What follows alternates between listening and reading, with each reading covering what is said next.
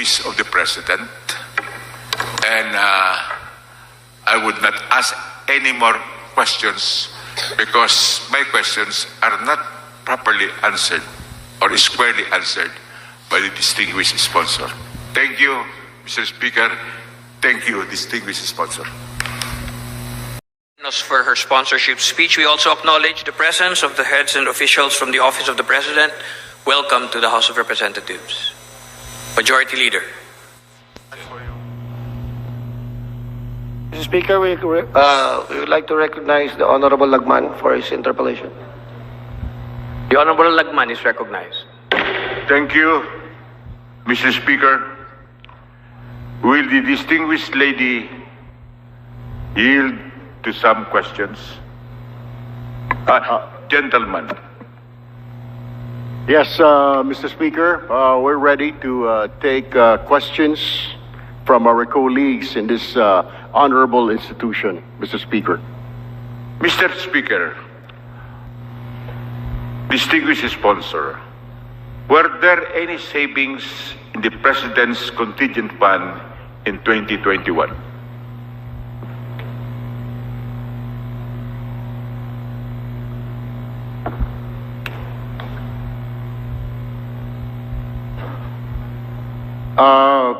Mr. Speaker, as I was informed that there was no savings in the 2021 contingent fund of the Office of the President.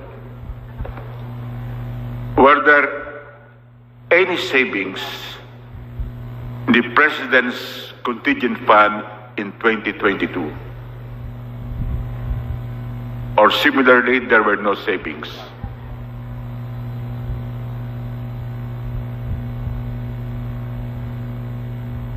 Mr. Speaker, in 2022, the Office of the President has a savings, according to the information that I got.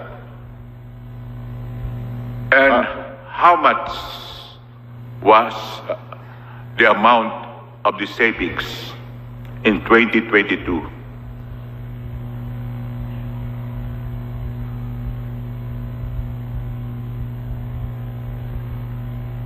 Mr. Speaker, we will get back to the honorable lawmaker from Bicol regarding that matter, as our team are computing right now the exact figure on how much savings does the Office of the President has in 2022, Mr. Speaker.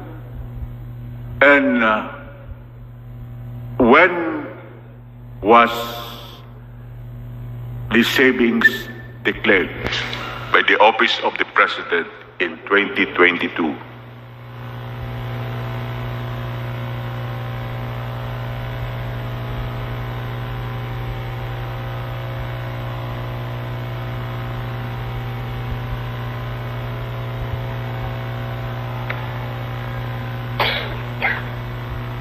Mr. Speaker, I was just informed that it is continuing and it hasn't been declared yet, but the savings is around 53 million pesos, Mr. Speaker. 53 million. Correct, Mr. Speaker. Sometime in December 2022, the Office of the Vice President requested from the Office of the President the amount of 150 million for its contingent funds. Is that correct?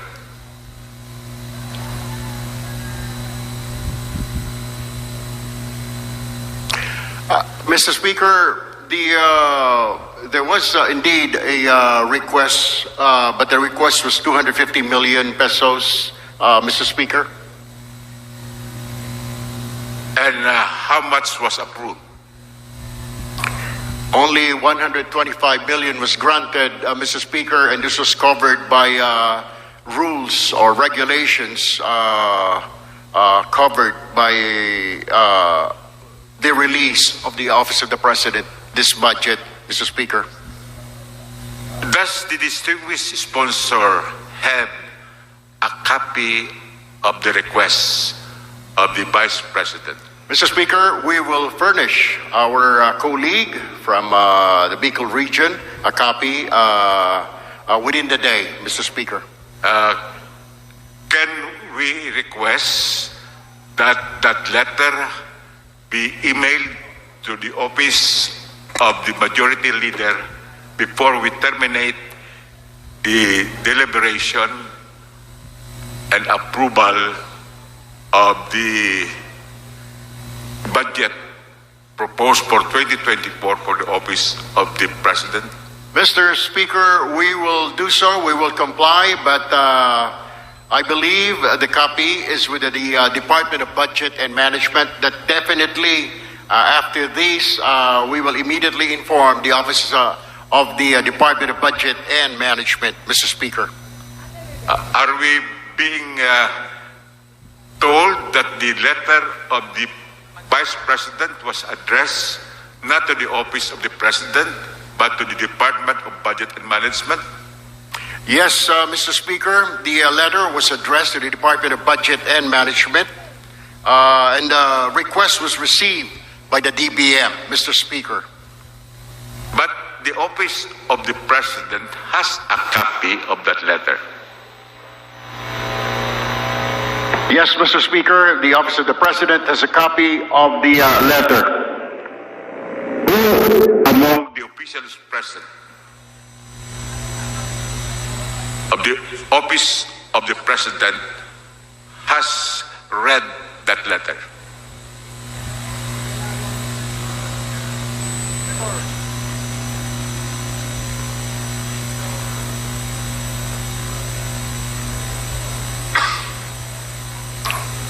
I believe, Mr. Speaker, the letter was given to the President. The President saw that letter and it was passed on to the Department of Budget and Management, Mr. Speaker. Okay. Now, that amount of 125 million was from the savings of the office of the President, more particularly the savings of the contingent fund. Is that correct? No, it isn't, Mr. Speaker. The budget is not part of the savings of the Office of the President, Mr. Speaker. So, where did this amount come from? The amount, Mr. Speaker, came from the contingent fund, which is classified into capital outlay, MOOEs. It is lodged with the Bureau of Treasury, and the participation of the Office of the President is only the approval of the release of 125 billion pesos to the Office of the Vice President, Mr. Speaker. So, it came from the contingent fund of the President, which were not yet dispersed, and not from the savings of the contingent fund. Is that correct? It is a special purpose fund, Mr. Speaker, of the Office of the President. No, we're not talking. And not part of the savings, Mr. Speaker. You are telling us, Your Honor, Mr. Speaker, that the 125 million did not come from savings in the contingent fund, and it came from the undisbursed or unallocated contingent fund of the President in 2022. Is that clear? It is a contingent fund, Mr. Speaker, but for special, it is classified under special purpose fund, Mr. Speaker, by dear colleague from the Bicol region. From the what? May I know? Special purpose fund. It is a contingent fund under the special purpose fund, Mr. Speaker.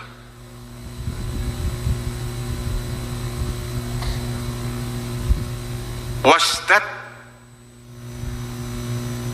amount of 120 million an augmentation? Mr. Speaker, an item in the GAA, but not savings nor it is an augmentation fund, Mr. Speaker. No. was the release in the nature of an augmentation in the office of the Vice President? Definitely not, Mr. Speaker. It is not an augmentation. So what, quote unquote, is an animal is this? It is not savings, it is not augmentation.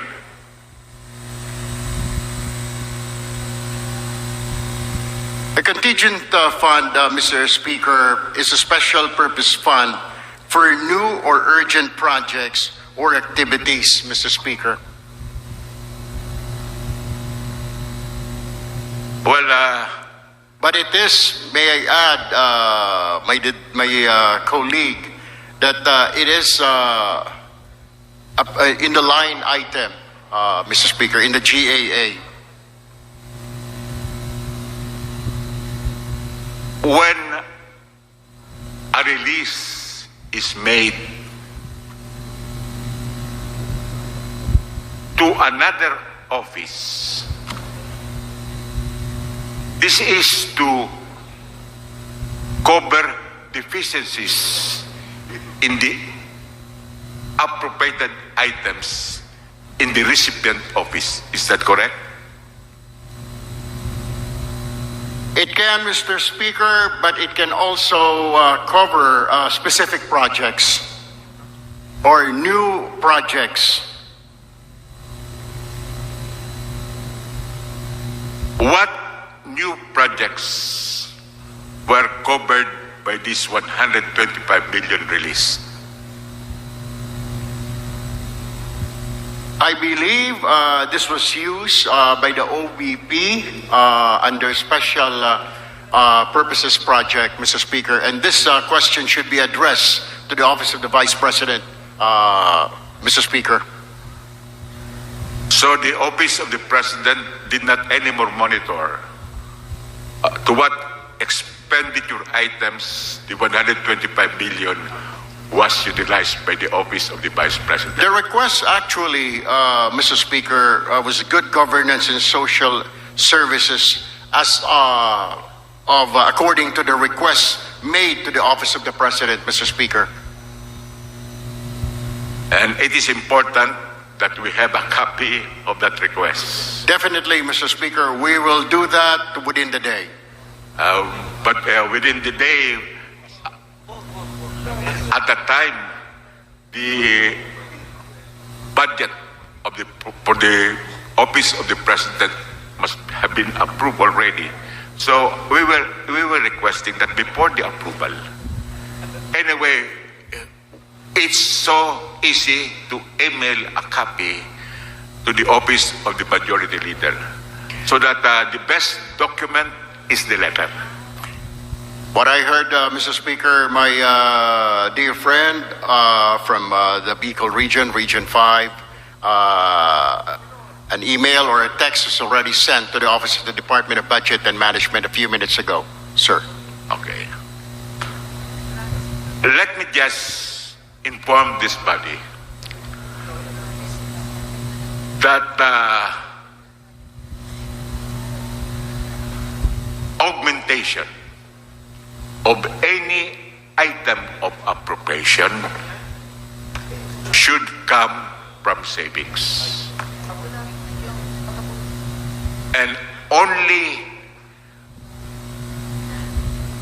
appropriated amounts wherein there is a deficiency can be augmented.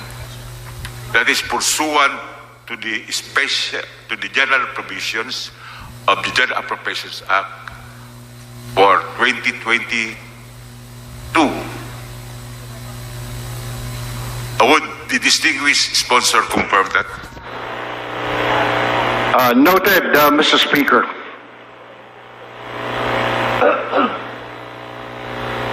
But, Mr. Speaker, if I may add, my distinguished colleague, I agree it is not an augmentation, but it is an appropriated amount in the GAA of 2023, Mr. Speaker. And As what a special purpose fund. And what was that appropriated amount?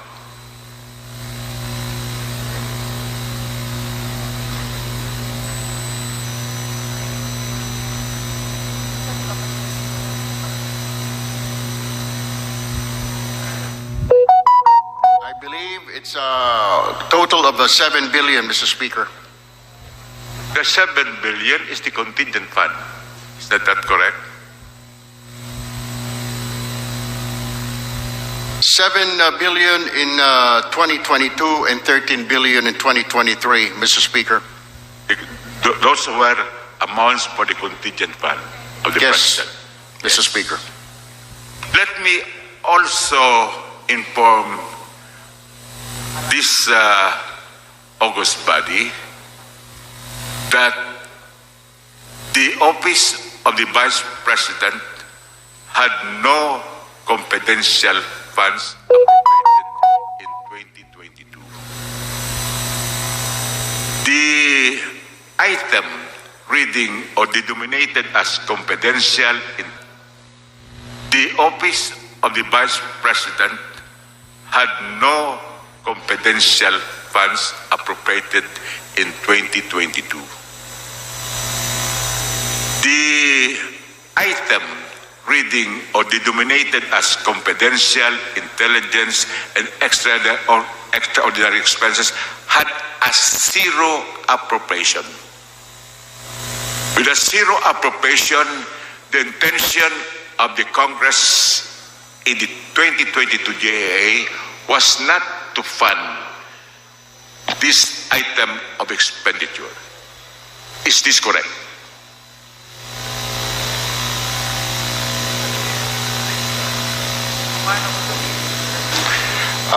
Mr. Speaker, the Honorable Lagman is correct, but this is under the contingent fund, Mr. Speaker. Yes, we are talking about the contingent fund because the amount of 125,000 came from the contingent fund. And it is also correct that a zero appropriation, if we call it appropriation, cannot be augmented.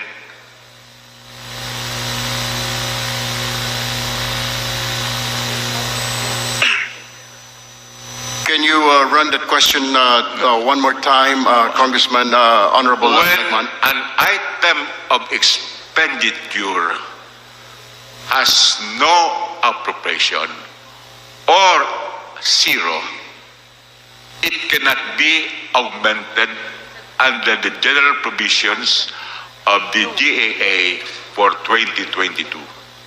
Mr. Speaker, the contingent fund is a special purpose fund for new or urgent projects or activities. So the request of the Office of the Vice President came up after the GAA was approved, Mr. Speaker. Therefore, the Office of the President has to release funds because it was requested by the Office of the Vice President, Mr. Speaker. Unfortunately, Mr. Speaker, the distinguished sponsor does not answer my question. With that statement, Mr. Speaker, I would end my interpellation on the proposed budget of the Office of the President, and I would not ask any more questions because my questions are not properly answered or squarely answered by the distinguished sponsor. Thank you, Mr. Speaker. Thank you, distinguished sponsor. Majority Leader.